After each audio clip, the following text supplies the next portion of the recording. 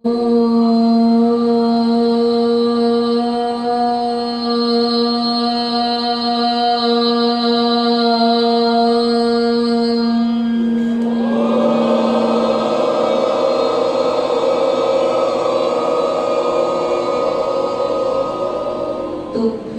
नमस्ते भुवनादिनारायणाय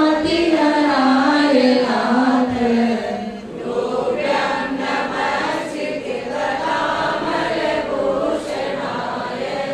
तुभ्यं नमस्ते जगतः परमेश्वराय तुभ्यं नमो जिनभवोदधिशोषणाय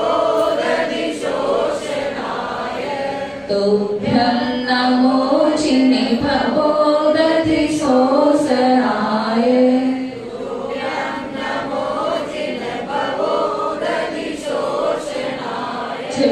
अनंत सिद्ध परमेष्ठी भगवान की अंतिम तीर्थंकर वर्तमान शासन नायक भगवान महावीर स्वामी की उत्तम आर्जव धर्म की आचार्य गुरुवर श्री वसुनंदी जी मुनिराज की अहिंसा मयी विश्व धर्मों की बोले परम पूज्य गणनीय आदिकर देशपाल गुरु नंदिनी माता जी की समस्त आलिका संघ की।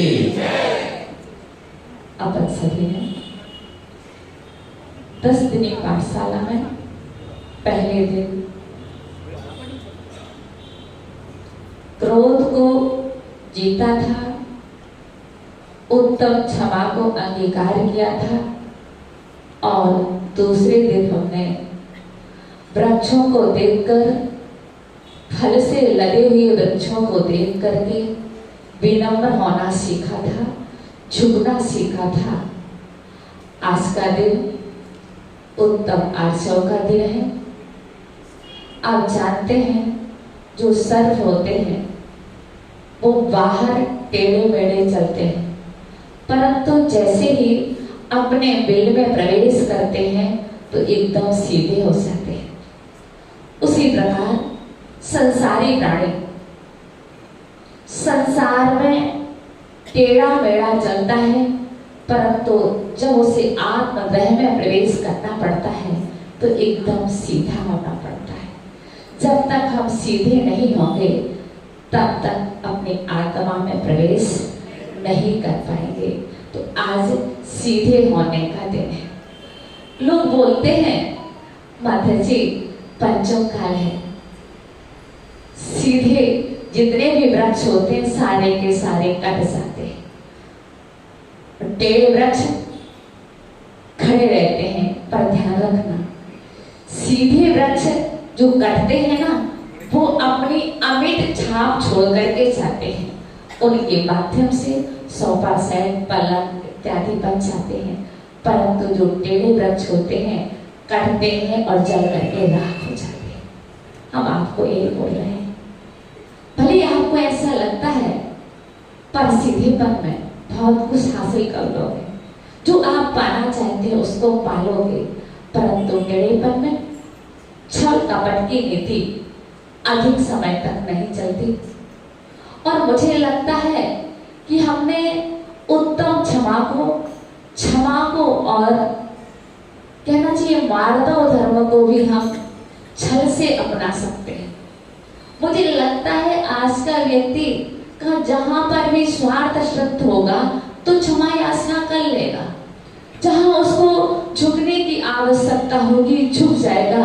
इसलिए कहा जाता है नमन नमन में भेद है, अधिक नमे बेरी मान, दगाबाज दूना नमे, चीता चोर कमान। जो चीता होता है जब वह वार करता है तो झुककर ही करता है, और चोर जब भेद जानने के लिए आता है तो अकड़ करके नहीं आता है, विनम्र होकर ही भेद जानता है। और फिर क्या कहा, कमान जितना झुक करके फेंकेगा उतना ही ज्यादा दूर तक जाएगा। इसलिए हम आपसे कह रहे हैं नमते तो बहुत हैं और हम भी भगवान की आराधना पूजा करते हैं, सब कुछ करते हैं, कई बार नमस्कार करते हैं, परंतु क्यों करते हैं? और भगवान से ये भी कहते हैं हम कोई बात नहीं भगवान, हम आप जैसे ही पर्युषण पर्व आएगा, मैं 10 दिन आपकी पूजा करूंगा, बहुत अच्छे अच्छे द्रव्य चढ़ाऊंगा, बासमती चावल चढ़ाऊंगा। परंतु एक बात का ध्यान रखना, आप मैं आपको बुलाता तो हूं, कहां पर? हृदय की वेदी पर। कहते ना, मां हृदय अत्र अत्र तिष्ठ तिष्ठ, पर जैसे ही विसर्जन करते और कहते आप तो अपनी वेदी पर ठीक हो, मेरे हृदय में आ मत जाना। यदि आप मेरे हृदय में आ गए भगवान, तो आप ही बताइए, आपका मंदिर चू रहा है, आपका मंदिर चू रहा हो, मैं व्यापार नहीं करूंगा, तो आपका छल कपट नहीं करूंगा, आप मेरे साथ होंगे तो मैं छल कपट नहीं कर पाऊंगा, पैसा नहीं कमा पाऊंगा, और फिर जब पैसा नहीं कमा पाऊंगा तो आपका मंदिर कौन ठीक करेगा? आपके मंदिर में टाइल्स कौन लगवाएगा? आपके मंदिर की व्यवस्थाएं कौन करेगा? इसलिए कृपया कर आप इतनी हमारे ऊपर करुणा करें कि आप मेरे साथ ना चलें। मैं संडे को आ जाऊंगा और परमेश्वर पर में खूब आऊंगा आपके पास, खूब पूजा करूंगा, परंतु आप अपनी वेदी पर ही अच्छे लगते हैं, हमारे हृदय पर नहीं, क्योंकि आप आ जाते हो ना तो हमसे पाप नहीं होता। जहां आप होते हैं वहां पाप नहीं होते, जहां पाप होते हैं वहां आप नहीं होते। कृपया आप यही विराजिए। तो मेरे कहने का मतलब है कि व्यक्ति इतना करता है। और देखो, मैं आपसे पूछूं, एक क्या है? एक छिला हुआ गोला किस में आता है? किस में आता है? नैवेद्य में आता है। आप चढ़ाते किस में है? फल में चढ़ाते हैं। किस में चढ़ाते हैं?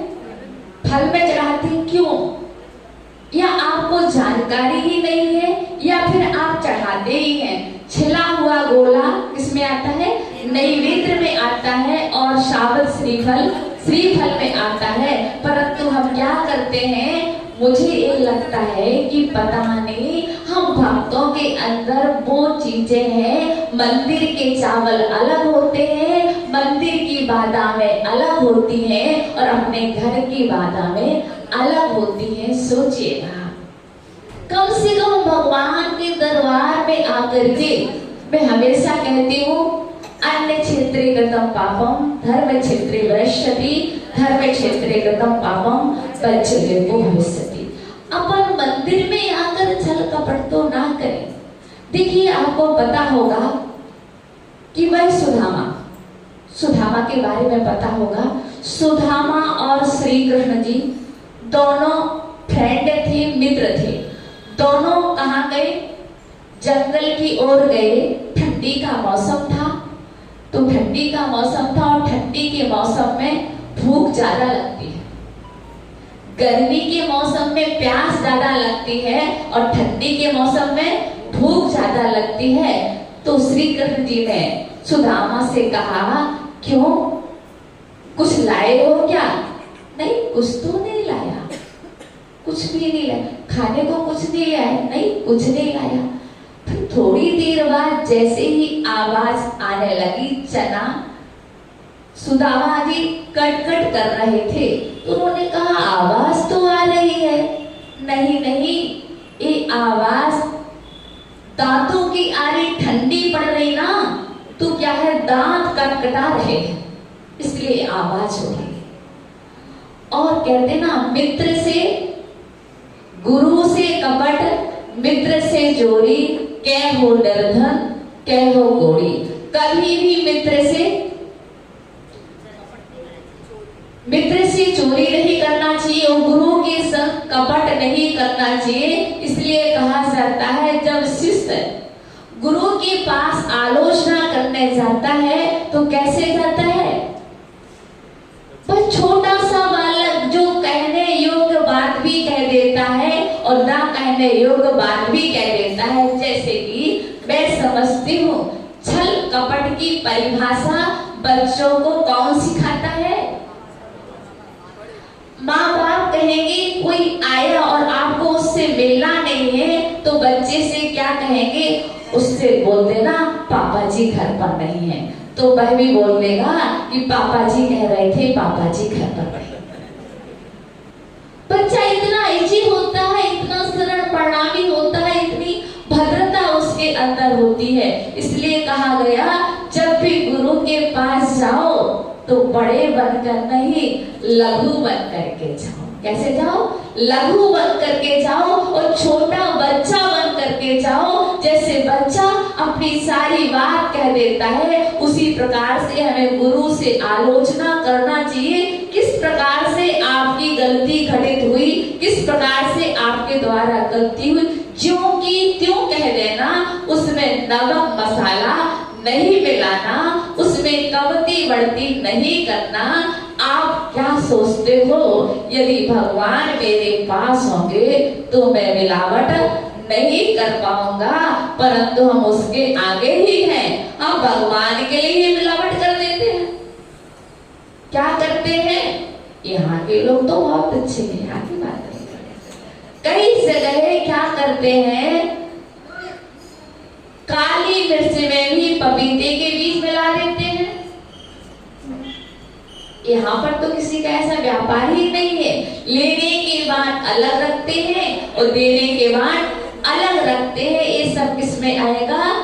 छल कपट में आएगा। और आप जानते हैं कि सबसे ज्यादा जीव कौन सी गति में है? त्रैस गति में। क्यों? क्योंकि आज हमें रियल चेहरा तो दिखाई ही नहीं देते हैं। सब चेहरा क्या है? डुप्लीकेट है। मायाचारी से सजे हुए चेहरे नजर आते हैं। और तो क्या, आज का रियल चेहरा कहीं क्रीम पाउडर से सजा हुआ है, दिखने नहीं मिलते आजकल, बिल्कुल नहीं। तो मेरे कहने का तात्पर्य, आप अपनी रियलिटी पर आएंगे, आप अपनी सहजता पर आएंगे, आप अपनी सरलता पर आएंगे तो आप बहुत कुछ हासिल कर लेंगे। अन्यथा मैं तो ये कहती हूँ, यदि आपको समर्पण देखना है, यदि आपको वफादारी देखना है, तो उस श्वान से सीखो, उस कुत्ते से सीखो जिसके वह बीमार पड़ा है और आपने उसके लिए कुछ खिला पिला दिया, तो वह श्वान, वह कुत्ता आपकी निभाएगा, अपने प्राण देकर भी अपनी रक्षा करेगा। उसके अंदर एक ही कमी है। आपने कभी विचार किया, कोई व्यक्ति अपने बच्चों का नाम श्वान नहीं रखता, कुत्ता नहीं रखता? आखिर कारण क्या है? शेर सिंह नाम हो जाएगा, बुलबुल नाम हो जाएगा, मैना नाम हो जाएगा, तोता, चलो तोता भी हो जाएगा किसी का नाम, परंतु श्वान क्यों नहीं रखा जाता है? उसके अंदर एक ही कमी है। वह कमी क्या है? वह अपनी जाति को देख करके भोगता है। जैसे ही एक गली में दूसरा कुत्ता आ गया तो वह क्या कहेगा? जब तक उसको भगा नहीं देगा तब तक चैन से नहीं बैठेगा। तो कहने का मतलब हमारा ये है कि वह कुत्ता भी वफादार होता है। एक मनुष्य को देख लीजिएगा, दोनों मित्र थे, दोनों स्कूल से पढ़कर आ रहे थे, जंगल के रास्तों से गुजरना पड़ता था। तो एक मित्र ने देखा शायद शेर की कहीं से आवाज आ रही है या शेर आ रहा है। वह मित्र तुरंत चुपचाप एक वृक्ष पर चढ़ गया। दूसरे मित्र को उसने बताया भी नहीं। और वह मित्र ने देखा शेर आ रहा है, क्या किया जाए? उसके पास कोई भी चारा नहीं बचा। उसको एक बात याद थी, ये शेर है, एक गीदड़ नहीं है। उसने क्या किया? और वह जमीन पर लेट गया और श्वास को रोक लिया, क्योंकि गीदड़ मरे हुए को खाते हैं, शेर जिंदा दिल होता है, जिंदा व्यक्ति पर ही वार करता है, मरे पर वार नहीं करता है। तो उसने देखा कि ये तो मरा हुआ है और वह सूंघ सांघ करके चला गया। उसने ये सब कौन देख रहा था? उसका मित्र देख रहा था। तो उसके मित्र ने जैसे ही शेर भागा, मित्र नीचे आया, उसने पूछा, ये बताओ वह शेर तुम्हारे पास आया था? बोला हाँ आया था। क्या कह रहा था तुम्हारे कान में? कुछ तो कह रहा था। हाँ जरूर कह रहा था। क्या कह रहा था? वह कह रहा था तुम जैसे धोखेबाज मित्रों की मित्रता तोड़ देनी चाहिए, कभी उनका साथ नहीं देना चाहिए। ऐसा कह रहा था हमारे घर में बैठे। सोचो, विचार करो। एक देखिए, एक और हम त्रेच गति का उदाहरण देते हैं आपको। एक वृक्ष था और एक वृक्ष था। एक वृक्ष के नीचे एक युवक, एक बच्चा रोज आया करता था। उसका उसके प्रति लगाव हो गया और जब वह बड़ा हुआ तो उसने उस बच्चे ने आना जाना बंद कर दिया। तो उस वृक्ष को लगा ये मेरे पास क्यों नहीं आता है। उसने हवाओं के माध्यम से सूचना भेजी और सूचना भेज करके उस युवक को बुलाया और उससे पूछा, मित्र तुम मेरे से मिलने क्यों नहीं आते हो? बोला, इसलिए नहीं आता हूँ, अब मैं बड़ा हो गया हूँ ना, तो मुझे अपना व्यापार करना है और मेरे पास पैसे की कमी है। कोई बात नहीं मित्र, आप आया करो, हमारे पास जो इतने फल है ना तुम सारे तोड़ लो और बाजार में बेच देना, तुम्हारी दुकानदारी भी चल जाएगी और पैसा भी तुम्हारे पास आ जाएगा। उसने ऐसा ही किया और फिर वह अपने मित्र को भूल गया। फिर उस बेचारे वृक्ष को फिर बेचैनी हुई। मित्र से काफी दिन से नहीं मिला हूँ, मित्र क्यों नहीं आता है। फिर वृक्ष ने हवाओं के माध्यम से सूचना भेजी और उससे कहा कि तुम आजा, मुझे तेरी बहुत याद आ रही है। मित्र आया और बोला, तुम क्यों नहीं आते थे? देखो अब क्या है ना, मैं बड़ा हो गया हूँ, मुझे व्यापार को थोड़ा सा और बढ़ाना है, दुकानें भी करनी है और पैसे की कमी आती जा रही है, इसलिए नहीं आ रहा हूँ। कोई बात नहीं, मेरी टहनियां है ना, इसको तोड़ ले जा और लकड़ियां बेचना, जिससे तेरे पास पैसा आ जाएगा। ठीक है, ऐसा ही करूँगा। और वह करता है। फिर उसके स्वार्थ की पूर्ति होती है। फिर वह पुनः मित्र को भूल जाता है। फिर वह तो निस्वार्थी मित्र था, वास्तविक प्रेम था उसके प्रति। उसने फिर सूचना भेजी कि हवाओं से जाओ कहकर आओ, वो क्यों नहीं आता है। फिर वह आया और बोला, आप क्यों नहीं आते हो? क्या है ना कि मेरे लिए विदेश जाना है, व्यापार करने के लिए मित्र एक नाव की आवश्यकता है। कोई बात नहीं, मेरा पेट चीर ले और नाव बना ले जाना, कोई दिक्कत नहीं। उसने उस वृक्ष को काटा और उससे नाव बनाई और वह विदेश चला गया। अब क्या हुआ, विदेश गया, बहुत धन कमाया और धन कमाने के उपरांत वह वापस जहाजों के माध्यम से आ रहा था कि वह जहाज उसका डूब गया। जैसे तैसे वह प्राण बचाता हुआ उसी जंगल में पहुंच गया। जब वह जंगल में पहुंचा तो उसे रात्रि का समय था, वह डर रहा था। तो उस मित्र ने कहा, वो उस जो डूढ़ सा बचा था ना, पेड़ तो कट चुका था, डूढ़ बचा था। तो उसने कहा, मित्र तुम आ गए ना, बड़ी खुशी है, तुम आ गए, अब तो तुम्हारे पास बहुत सारा धन होगा। नहीं मित्र, मेरा धन तो सारा का सारा बह गया है, अब मेरे पास कुछ नहीं है। पर मित्र मुझे बहुत डर लग रहा है, मुझे बहुत परेशानी हो रही है, रात्रि में शेर आएगा और मुझे खा जाएगा, मैं क्या करूं, मैं अपना जीवन कैसे बचाऊं। उस मित्र ने कहा, जब तक मेरे शरीर का एक भी टुकड़ा बकाया है, तब तक तुझे चिंता करने की आवश्यकता नहीं है। मित्र क्या कर, लगा दे मुझमें आग, इस दूध में आग लगा दे, अग्नि देख करके शेर आएगा नहीं। उस कहना चाहिए स्वार्थी मित्र ने उसमें भी आग लगा दी और उसका मित्र झरझर करके जलने लगा। वह देखता रहा, जैसे ही प्रातः काल हुआ, वहां पर क्या था, सिर्फ राख पड़ी थी और उसे आत्मबोध हुआ। उसकी आत्मा ने उसे धिक्कारा, उससे कहा, तेरे जैसा स्वार्थी, तेरे जैसा लोभी कोई व्यक्ति दुनिया में नहीं होगा। तूने अपने मित्र को अपने हाथों से पूरा का पूरा समाप्त कर दिया। अब वह पश्चाताप की अग्नि में जलने लगा। उसके पश्चाताप के आंसू बहने लगे और वह रोने लगा और इतने आंसू बहे कि उसी राह पर वह आंसू बहते गए और एक नन्हा सा पौधा फिर उग गया। तो मैं आपसे ये कहना चाहती हूँ कि निश्चित है कभी भी धोखेबाज मत बनो। मैं कहती हूँ आज हमें दुश्मनों से डर नहीं है, आज हमें दोस्तों से डर है।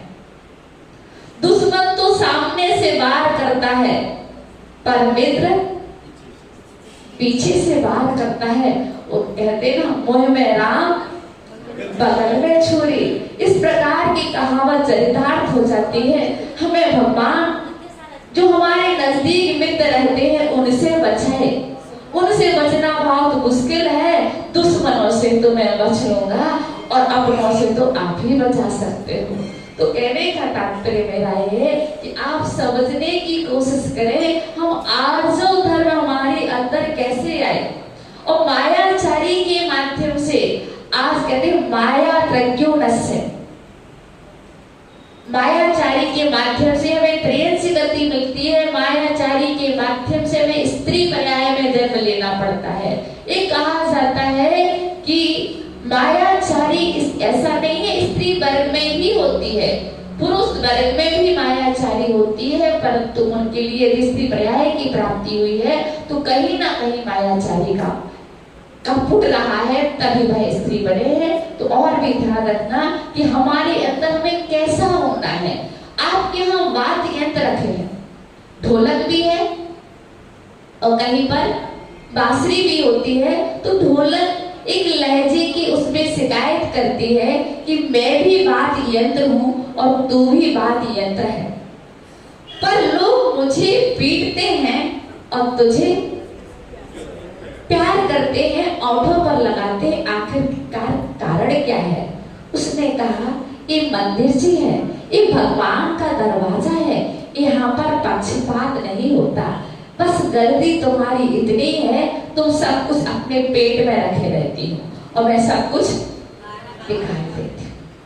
मेरे अंदर कोई गांठ नहीं है, मेरे अंदर कोई बात नहीं है, मैं जैसी होती है वैसी निकाल देती हूँ। तो मैं आपको बता दूं वो व्यक्ति ज्यादा श्रेष्ठ है जो अपने मन में बात नहीं रखते। भले भाई कह दे यदि गुस्सा आ रही है तो गुस्सा करते श्रेष्ठ है, पर वो मन में रखना पता नहीं कब तक वह गुस्सा चलेगा। और मुझे लगता है धोखेबाज को धोखेबाज ही मिलता है कि नहीं मिलता है। व्यक्ति जैसा होगा सामने वाला भी उसे वैसा ही मिलेगा। एक बार क्या हुआ कि एक व्यक्ति ने क्या किया, अपनी जमीन बेची। जमीन बेचने के उपरांत क्या हुआ, जिसने जमीन बेची उसने जमीन दूसरे व्यक्ति ने जमीन खरीदी और वह कहता है उधर से जहाँ उसका मकान था जो खरीदी वहां पर कुआं था, वो पानी भरने को आया। तो वह बोलता है कि मैंने जमीन बेची है, कुआं बेचा है पर पानी नहीं बेचा है। लोगों को बड़ा आश्चर्य हुआ, ऐसा भी होता है? कुआं बेचा है, जमीन बेची है पर पानी नहीं बेचा है। पूरे में शोर शराबा हो गया, पांडिचेरी वाले कलेक्ट हो गए, उधर सब पहुंच गए। सबको ये आश्चर्य लग रहा था ये कैसे पॉसिबल है कि कुआं तो बेचा है, जमीन बेची है पर पानी नहीं बेचा है। सब उसकी ओर देख रहे थे। मैं कह रहा हूं ना मैंने पानी नहीं बेचा है। और उसने कहा ठीक है, बेचारे पांडिचेरी वाले बड़े सीधे साधे हैं, वो तमाशा ही देखते रह गए। उसने कहा जिसने जमीन खरीदी थी उसने बोला देखिए आप सब बहुत सम्माननीय हमारे लिए आदरणीय हैं, मैं भी कहना चाहता हूँ इसने मेरा कुआं है और मेरी जमीन है, इतनी दिन इसका पानी हमारे कुएं के अंदर कैसे रहा उसका किराया चुकाए और इसी वक्त पानी निकाले। और पानी यदि हमारी जमीन पर एक बूंद भी गिर गया तो इसको हर्जाना चुकाना पड़ेगा, इसको दंड भुगतना पड़ेगा। क्या हुआ? अब वह वो था तुरंत चरणों में नतमस्तक हो गया, भैया मुझसे गलती हो गई, क्षमा कर दो। जैसे के लिए तैसे व्यक्ति मिल ही जाते हैं। तो हमें हमेशा ध्यान रखना है, हम जैसा सोचते हैं वैसे मिल जाते। एक बुढ़िया चली आ रही थी, उसने सोचा ये व्यक्ति है आगे गांव में जाना है, बेचारी व्रत है, हमारा सामान लेकर के चला जाए तो अच्छा है। उसने कहा भैया तू मेरी पोटरिया ले जा और आगे गांव में छोड़ देना। उसने कहा मैं क्यों छोड़ू? कहा मैं नहीं छोड़ता हूँ। और वह अपने घोड़े पर सवार होकर भाग गया। तो उसने सोचा कितना अच्छा मौका था, कितना अच्छा मौका था, कोई था ही नहीं, मैं उसकी पोटली लेकर भाग भी जाता तो कौन देखता। और इधर उस बुढ़िया के मन में आया अच्छा हुआ तूने दी नहीं तो कौन देखता, वो कहीं लेकर भाग जाता तो क्या होता। वह जैसे उसके मन में आया था ना, कोई देखता तो नहीं, मैं उसकी पोटली लेकर भाग जाता, तुरंत वह वापस लौटा। उसने कहा अम्मा जी पोटली दो, मैं आपकी अगले गांव में छोड़ दूंगा। उसने कहा जरूरत नहीं है भैया, थोड़ा सा स्थान बचा है, मैं कवर कर लूंगी, आपकी जरूरत नहीं है। तुझसे किसने कहा है ऐसा? जिससे तुझने कहा उसी से मैंने कहा, वही मुझसे कह गया कि तू धोखेबाज है। तो कहने का तात्पर्य मेरा ये है, कभी कभी अपने जीवन में ऐसी घटनाएं घट जाया करती हैं। और एक और बात हम आपको बता रहे हैं, आर्षव धर्म जैन धर्म ही या कोई भी धर्म क्या है सहज है, परंतु हम लोगों ने उसको इतनी गलत व्याख्याएं करके इतना जटिल बना दिया है। धर्म क्या है? सरल है, धर्म कठिन है कि सरल है? एक बार क्या हुआ, सूर्यदास जी थे, सूर्यदास जी को आंखों से दिखाई नहीं देता था, वो निमंत्रण पर गए थे। उन्होंने कहा खीर बनी है। तो उन्होंने खीर कैसी होती है? और उन्होंने कहा खीर कैसी होती है? सफेद होती है। कैसी होती है? बगले की तरह से सफेद होती है। बगला कैसा होता है? बगला तो ऐसा होता है। अरे मैं खीर खाऊंगा तो मेरे गले में अटक नहीं जाएगी? इतनी टेढ़ी मेढ़ी खीर होती है, मैं नहीं खाऊंगा। सूर्यदास ने कभी खीर तो देखी नहीं थी क्योंकि सूर्यदास जी थे। उसी प्रकार से हमने धर्म को इतना जटिल बना दिया है कि संप्रदायों में बांट दिया है, इसमें बांट दिया है, पंथवाद में बांट दिया है। बताइए किस ग्रंथों में लिखा है 20 पंथ और 13 पंथ? किस ग्रंथ में लिखा है कि 16.5 पंथ? पूरे शरणान योग, करणान योग, द्रव्यान योग, पूरे ग्रंथों को पढ़ लिया, परंतु मुझे कहीं भी ये पंथवाद की बात समझ में नहीं आ पा रही है। हम उसको इतना जटिल बनाते जा रहे हैं, हम लोगों को धर्म से दूर करते जा रहे हैं, धर्म की परिभाषाओं को हम कठिन बनाते जा रहे हैं। पर ध्यान रखना, धर्म तो वह है जो हमारे मन को सुकून दे, जो हमारे मन को राहत दे, जो हमारे मन को सुख दे, उसका नाम क्या है? धर्म है। जो हमारे आकुलता पैदा कर दे, जो हमारे मन में विषमताएं पैदा कर दे, जो हमारे मन में एक संकट पैदा कर दे, उसका नाम धर्म नहीं है। और हमेशा ये भी ध्यान रखना, पूजन पद्धति अलग हो सकती है। मैं हमेशा कहती हूँ, भोजन की थाली तुम्हारे पास आई, किसी को क्या पसंद है, किसी को क्या पसंद है, अपनी अपनी पसंद है। जो आपको पसंद है आप खाओ, जो आपको पसंद है आप खाओ। अब झगड़ा करने की आवश्यकता कहाँ पड़ गई है? लड़ने झगड़ने की आवश्यकता कहाँ पड़ गई है? तुम आर्जो धर्म को समझेंगे तभी हम जान पाएंगे कि क्या पढ़ते हैं आप। मन में होए सो वचन उचरियो, वचन होए सो तरसे करियो। परंतु आप यहाँ पर भी ध्यान रखना कि कभी भी बुरे कार्य में नहीं कर लेना, अच्छे कार्य में। यदि किसी के मन में आ गया मैं सुसाइड करूं, तो सुसाइड करने चले मत जाना। अरे माता जी ने कहा था मन में होए सो वचन उचरियो, वचन होए सो तरसे करियो। अभी तो मन में आया है, उसका प्रायश्चित हो सकता है, उसके पाप धुल सकते हैं। यदि आपने सुसाइड कर ली तो आप बच नहीं पाओगे। ये वाली पंक्ति लिखी है अच्छाई के लिए, धर्म के लिए। जब भी आप धर्म करो मन से, वचन से, काय के माध्यम से तीनों से धर्म करो तो निश्चित रूप से आपका कल्याण हो जाएगा, आपको सब पद मिल जाएगा। और भी आप ध्यान रखना, जो सरल होते हैं। एक बार क्या हुआ,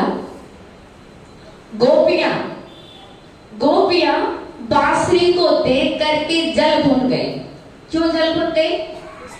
गोपियां श्री कृष्ण को बहुत प्यार करती हैं, परंतु शायद श्री कृष्ण गोपियों को इतना प्यार नहीं करते जितना कि बांसुरी को करते। ये देख करके गोपियां चिढ़ गई, जल गई और उन्होंने लहजे की उसमें शिकायत की। देखो तो एक काली कलोटी, दुबली पतली सी, हमेशा श्री कृष्ण के मुख पर ही आसीन रहती है, मुख पर ही लगी रहती है। और हम लोग इतने सुंदर हैं, अप्सराओं जैसे सुंदर है, तब भी दूर दूर ही रहते हैं। श्री कृष्ण बोले, ये दुबली है, एक काली है, पर बहुत अच्छी है। एक ही अंदर मैं इनसे नहीं, इनके गुणों से प्यार करता हूं। इनके अंदर 3 गुण बहुत विशिष्ट हैं। क्या है? एक तो ये है, ये बिना बोले बोलती नहीं है, जब हम बुलाएं तभी बोलती है। तबकि आप लोग जहां पर 2 महिलाएं चुप बैठी हो तो समझ लेना पंचम काल का 9वां आश्रय। चुप बैठ ही नहीं सकती, तो वे बोले कि वे बिना बुलाए बोलती हो, जब बुलाओ तभी बोलती है। पहला गुण इसका ये है। और जब भी बोलती है तो कैसा बोलती है? मीठा बोलती है, मधुर बोलती है। कभी भी ईर्ष्या की दृष्टि से नहीं बोलती है, गुस्से में नहीं बोलती है, बड़े प्रेम से बोलती है और मीठा बोलती है। जबकि आगे तीसरा गुण इसके अंदर क्या है? इसके अंदर किसी प्रकार की ग्रंथि नहीं है, किसी प्रकार की गांठ नहीं है। इसलिए मैं इससे क्या करता हूँ? प्रेम करता हूँ। तो धर्म स्नेह बंधुओं कि निश्चित रूप से आप यदि दुनिया के लिए अच्छा बनना चाहते हैं, दुनिया के लिए श्रेष्ठ बनना चाहते हैं, तो आप क्या बन जाए? एकदम सीधे बन जाए, सरल हो जाए, व्यवस्थित हो जाए। देखिए, मुझे लगता है कि सरलता में मेहनत नहीं है और वक्र बनने में मेहनत है। माइंड खर्च होता है, सोचना पड़ता है इस काम को हमें कैसे से कैसे, कहां से कहां करना है, और सहजता में कर लो तो बस। आर्जव धर्म हमें आज कुछ नहीं सिखाता। कौवा होता है, कैसा होता है कौवा? अंदर बाहर से एक होता है। कौवा अंदर भी काला है और बाहर भी काला है। पर बगुला को आपने देखा कभी? जब रामचंद्र जी पंपा सरोवर से निकले और बगला को जैसा ही सीता ने देखा और कहा, देखो कितना अच्छा ध्यान लगा रहा है, कितना अच्छा ध्यान लगाता है। रामचंद्र जी ने कहा, तुम इसको नहीं समझती हो, इसका ध्यान नहीं है। एक तो इस इंतजारी में है, एक पैर से खड़ा है, तब मछली आ जाए और कम अंदर कर। तो जो बगला है अंदर से सफेद है पर अंदर से काला है, उसकी भावनाएं दूषित है, मैली है, कटु है। तो अपन लोगों के लिए अपनी कोई बात नहीं। पार्श्वनाथ भगवान भी सांवले थे, पर वो क्या थे? अंदर से उजले थे, शुक्ल रेशा थी उनके पास। हम सभी को क्या करना है? अंदर और बाहर से एक होना है। यदि आप गुस्से में हैं तो गुस्सा दिखा दीजिएगा, कोई दिक्कत नहीं, चलेगा।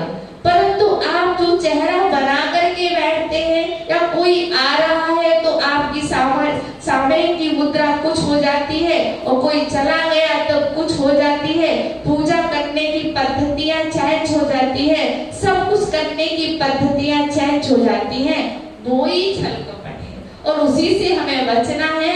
और छल कपट कहना चाहिए हमारे लिए क्या है, कुशल सेवन करने के लिए बंध्या के समान है। भाई किसी का बंध्या कौन होती है, जो पुत्र को पैदा ना कर सके। छल कपट कभी भी हमें कुशलता नहीं दे सकती है, क्षेम नहीं दे सकती है, हमारा भला नहीं चाह सकती है। उसके लिए क्या है, बंध्या है। और दुर्गति के लिए माला है। छल कपट करने से कौन सी गति मिलेगी, दुर्गति मिलेगी। तो उसके लिए ये माला है। इसलिए अपन के लिए इस छल कपट को दूर से ही छोड़ देना चाहिए। निश्चित है सबसे बड़ा धर्म है आज का आर्जव धर्म है। विनम्रता आ सकती है, क्षमा आ सकती है, सब गुण आ सकते हैं, परंतु आर्जव धर्म का आना अत्यंत कठिन है। जो व्यक्ति आर्जव धर्म को धारण करता है वही अपने निजी ग्रह को पा सकता है। जो आर्जव धर्म कितने भी विनम्र हो जाइए, क्या आर्जव धर्म मिलेगा? व्यक्ति स्वार्थ के लिए झुकता है, स्वार्थ के लिए वो क्षमा याचना कर सकता है, परंतु सरलता, सहजता, हम हमेशा कहते हैं कि व्यक्ति को बस धर्म कुछ नहीं है। धर्म क्या है? ईमानदार हो जाना धर्म है। विद्यार्थी है, ईमानदारी से पढ़ाई कर रहा है, धर्म कर रहा है कि अधर्म कर रहा है? आप पूजा कर रहे हैं, ईमानदारी से पूजा कर रहे हैं तो धर्म कर रहे हैं, और छल कपट कर रहे हैं तो क्या कर रहे हैं, अधर्म कर रहे हैं। तो बस कुछ नहीं है, धर्म की डेफिनेशन इतनी सी है कि जैसे है आप वैसे ही दिखे, वही धर्म है। और आप अंदर बाहर से अलग हुए तो क्या हो जाएगा, अधर्म हो जाएगा, पाप हो जाएगा। हर कुछ चीज में धर्म हो सकता है और हर एक स्थान में अधर्म हो सकता है। मंदिर में भी अधर्म हो सकता है और घर में भी धर्म हो सकता है। सिर्फ अपने स्वभाव में चले जाने का नाम धर्म है और विभाव में चले जाने का नाम अधर्म है। तो हम सभी के लिए आपका समय पूरा हुआ। हम सभी को अपने स्वभाव में आना है निश्चित रूप से।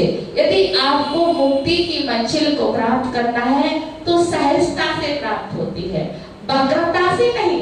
बिल्कुल सहज हो जाना है, बिल्कुल सहज हो जाना है और सहजता में हम मुक्ति को प्राप्त कर सकते हैं। टेढ़े मेढ़े रास्तों से चलोगे तो कहीं टक्कर लग जाएगी और किसी ना किसी गड्ढे में तुम गिर जाओगे। इसलिए सीधा चलना सीख लो, तभी तुम अपनी मंजिल को पा सकते हो। टेढ़े चलोगे तो गतियों के राउंड लगाते रहोगे, 84 लाख योनियों में भटकते रहोगे। एक बार सीधा होकर देखो, वह सर्प भी सीधा हो जाता है, वो पक्षी भी आकाश में इधर उधर टेढ़े मेढ़े चलते हैं, परंतु अपनी नीड में आते, अपने घोंसले में आते हैं तो एकदम सीधे होकर के आते हैं। उसी प्रकार से आप भी, आपका घर पांडिचेरी नहीं है। क्या आपका घर कहाँ है पता है? आपको अपने घर का पता है कहाँ है? आपका स्थायी घर सिद्धिशिला। इस जो पांडिचेरी में जितने भी घर है सब किराए के घर है। अब भी हम तुम्हें बताए दे रहे हैं, सीधे से निकल आना, नहीं निकलोगे ना खड़े खड़े निकल आना, नहीं तो तुम्हें लिटा करके टेढ़ा करके निकाल दिया जाए। निकलना तो तुम्हें पड़ेगा ही पड़ेगा। इस पांडिचेरी का त्याग तो तुम्हें करना ही पड़ेगा। इसलिए सहजता में कर दो, सरलता में कर दो, ईमानदारी से कर दो। ईमानदारी से करोगे तो अपनी मंजिल मिलेगी, और उल्टे सीधे तरीके से त्याग करोगे तो 4 गति 84 लाख योनियों में भटकना पड़ेगा। बस आप सभी को एक संकेत है, आप इस घर को निजी घर मान कर ना जिए, एक किराए के घर को मान कर जिए। मुझे इसका किराया चुकाना होगा और मुझे एक दिन यहाँ से जाना होगा अपने घर के लिए। हम पुनः पुनः आपसे कह रहे, अपनी मंजिल बना लो। अपना घर होता है, दूसरे का घर दूसरे का घर होता है। एक दिन किरायादार एक दिन वो निकाल ही देता है जागरण तुम्हें ठहरने नहीं देता है। एक बार अपना घर मिल गया फिर कोई भी वहां से तुम्हें निकालेगा नहीं, कोई भी उधर से तुम्हें भगाएगा नहीं। जन्म जरा मृत्यु के चक्कर से बच जाओगे हमेशा हमेशा के लिए, वही स्थायी हो जाओगे, फिर आपको कहीं भटकना नहीं पड़ेगा। तो आप सभी आर्ष धर्म को अपनाए, एकदम सीधे हो जाए, बच्चे की तरह से हो जाए, सरल हो जाए और आर्ष धर्म आपके अंदर प्रवेश करेगा और आपको अपनी मंजिल आपके पास ही आ जाएगी। बस आर्ष धर्म को लाने की आवश्यकता है। चलिए बोलिए उत्तम आर्ष धर्म की। माता जी, छोड़ने का पंडित जी ने जो कहा है ना, वो प्रयास अभी कर सकते हैं। गुरुदेव के पास जा रहे हैं 14 तारीख को, तो अभी आप एक प्रयास कर सकते हैं कि हम अपना घर छोड़ करके वही पंचलम तीर्थ यात्रा, दर्शन यात्रा, गुरुदेव के दर्शन करने का सौभाग्य मिलेगा। इस भावना के साथ में आप ऐसा एक छोटा सा प्रयास करें। देखिए, एक हम आपको बता दें, यहाँ से सबको जाना है, सबका मरण होना है। और यदि आप पूजा पाठ करते हैं तो आप कहाँ जाएंगे? देवगति जाएंगे। आपके रियलिटी बता रहे हैं। तो आपको संस्कारित करना है अपने आत्मा को 3 बातों से। हम गुरु के दर्शन करने जाए, हम प्रभु के दर्शन करने जाए, यात्रा करने जाए। आप यहाँ से जाएंगे ना तो वहाँ क्या होते हैं? गृह चिंतालय होते हैं। सब भवनों में क्या है? चिंतालय है। सब भवनों में चिंतालय। यदि आप मिथ्या दृष्टि होगे तो कुल देवता मान करके पूछेंगे, और यदि आप सम्यक दृष्टि होगे तो सबसे पहले भगवान की पूजा करने जाते हैं। फिर आप सोचेंगे मैं बापे में मैंने वसुनंदी के दर्शन तो किए थे पर विद्याशाला के लिए किए थे, या मैं नंदीश्वर दीप नहीं गया था। तो आप सबसे पहले कहाँ जाएंगे? नंदीश्वर दीप के दर्शन करने जाएंगे। कब जाएंगे? जब आपकी आत्मा संस्कारित होगी। मुझे गुरु दर्शनों को जाना है, मुझे तीर्थ वंदना को जाना है। यदि आपने अपनी आत्मा में संस्कार ही नहीं डाले, आप सिर्फ पार्टियां मनाने को गए, तो वहां पार्टियां मनाने की कोई व्यवस्था नहीं। देवों में कोई पार्टियां मनाने नहीं जाता, कोई होटल भी नहीं है। ये भी हम आपको बता दें, देवगति भी मिलती कोई होटल है क्या? कोई होगा होटल एक हाथ पार्टीचेरी का उधर चला जाएगा, उन्हें पता है पार्टीचेरी वाले बिना होटल के नहीं रहते। कोई होटल की व्यवस्था नहीं है वहां पर। तीर्थ वंदना करने आप जा सकते हैं, पिकनिक मनाने की भी कोई व्यवस्था नहीं है, क्योंकि वहां पर कंठ से अमृत झरता है, भोजन करना ही नहीं पड़ता है, कंठ से अमृत झर जाएगा। तुम आपको बताए दे रहे पिकनिक मनाने के संस्कार डालो, उधर काम नहीं आएंगे। तीर्थ यात्रा के संस्कार डालो, वहां काम आएंगे। पूजा करने के संस्कार डालो, वहां काम आएंगे। जाप लगाने के संस्कार डालो, वहां काम आएंगे। यहाँ तक कि उपास भी देवगति का जीव नहीं कर सकता। वह उपास करने की साधना भी मध्य लोक में होती है, वहां तो कंठ से अमृत झरता है, वहां पर आपके एक भी उपास नहीं हो पाएंगे। तो जितने उपास करना है नहीं कर सारे के सारे, उधर कोई व्यवस्था नहीं है। आप सभी के लिए उच्च गुरुदेव के दर्शन करने के लिए जाना चाहिए, जिससे आपकी सत्ता में पुण्य का संचय हो। आप अकेले में जाएंगे तो शायद वो आपको पहचाने, अथवा ना पहचाने, पर आप समूह में जाएंगे तो आपको विशेष रूप से आशीर्वाद भी मिलेगा और आप उनको नजदीकी से दर्शन भी कर पाएंगे और आप उनकी पूजा अर्चा भी कर पाएंगे और आपको थोड़ा बहुत टाइम भी मिल जाएगा, चर्चा करने का समय भी मिल जाएगा। आप सभी इस बात का ध्यान रखें कि जल्दी से जल्दी अपने नाम दें, जिससे कमेटी वाली व्यवस्था कर सके। जय बोलिए भगवान। और देखो, आपने तो दर्शन अभी